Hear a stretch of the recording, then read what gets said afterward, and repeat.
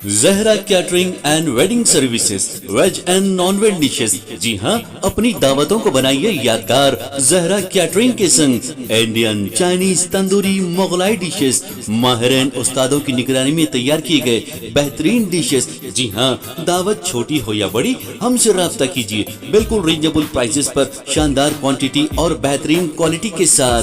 Proprietor Syed Nooruddin 9989858793।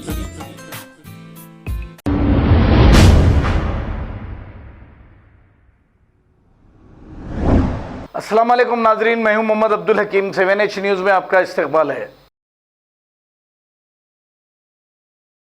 अस्सलामु अलैकुम रहमतुल्लाहि बरकातुहू। तमाम भारतवासियों पर, दुनिया वालों पर अमन सलामती, शांति, उन्नति नाजिल हो। आज मैंने सुना है कि नरेंद्र मोदी जी का 72वां जन्मदिन है, हमारे भारत के प्राइम मिनिस्टर का। और मैंने ये भी सुना है पाकिस्तान से मुबारकबाद आई है। और मुबारकबाद कुछ यूं है कि पाकिस्तान चाहता था भारत गरीबी में आखिरी देशों में चले जाए, नेपाल से, बांग्लादेश से और पाकिस्तान से पीछे हो जाए हंगर इंडेक्स, गरीबी और भुखमरी में।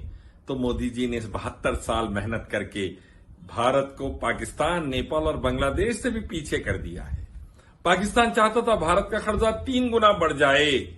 मोदी जी आने के बाद भारत के कर्जे को 42,000 करोड़ से 1,55,000 करोड़ पर लेकर चले गए। पाकिस्तान चाहता था भारत की जमीन पर चाइना आके बैठ जाए। मोदी जी आने के बाद चाइना लद्दाख से लेकर अरुणाचल प्रदेश तक कई हजार स्क्वायर किलोमीटर हमारी जमीन खाते जा रहा है। पाकिस्तान चाहता था 50 करोड़ से ज्यादा हिंदुस्तानी बेरोजगार हो जाएं। मोदी जी आने के बाद 50 करोड़ से ज्यादा हिंदुस्तानी बेरोजगार हो गए। पाकिस्तान चाहता था कि हमारे पास महंगाई आसमान को छूने लगे, दूध, दाल और बिस्किट के भी कीमत एकदम बढ़ जाएं, गरीब भूखे रह जाएं। मोदी जी आने के बाद उन्होंने दाल की कीमत को, तेल की कीमत को और बिस्किट और दूध और पनीर वगैरह की कीमत को आसमान पर पहुंचा दिया। पाकिस्तान चाहता था रुपया इतना गिरे कि डॉलर 80 के ऊपर 90 तक चले जाए। मोदी जी आने के बाद डॉलर 80 के ऊपर चले गया और रुपया गिरते जा रहा है। पाकिस्तान चाहता था कि पेट्रोल डीजल 100 को पार कर जाए, गैस 1000 को पार कर जाए। मोदी जी आने के बाद ये भी हो गया, पेट्रोल और डीजल 100 के ऊपर चले गए, गैस 1000 के ऊपर चले गई।